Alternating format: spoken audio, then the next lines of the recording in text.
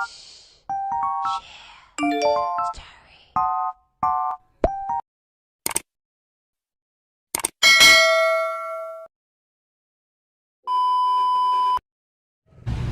guys, good morning. It's Monday and another week of bakbakan na naman guys. So anyway guys, katatapos ko lang din mag-prepare. So since it's Monday, naka-uniform tayo today. So yun guys, samahan niyo muna akong pumunta sa work. So let's go guys.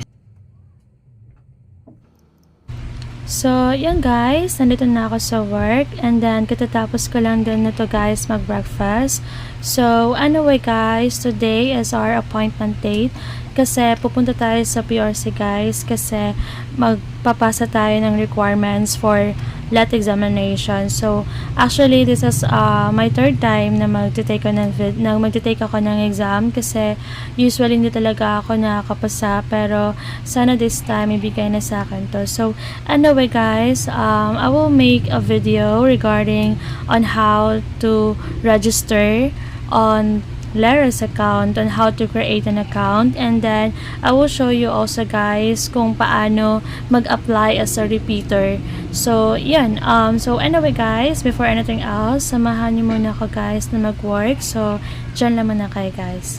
Station guys.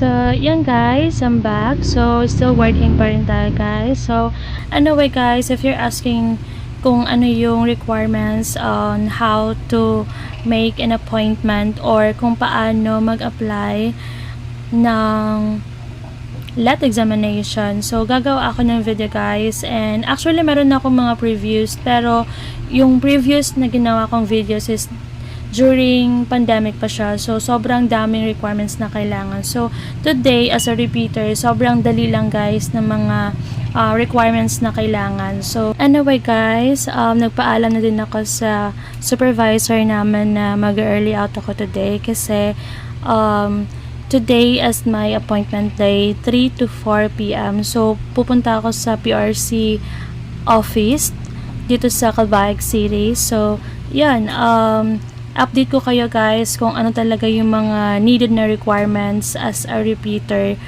na mag-take ng examination this coming September. So, yan, tapusin ko lang muna guys yung work ko. So, dyan lang muna kayo guys.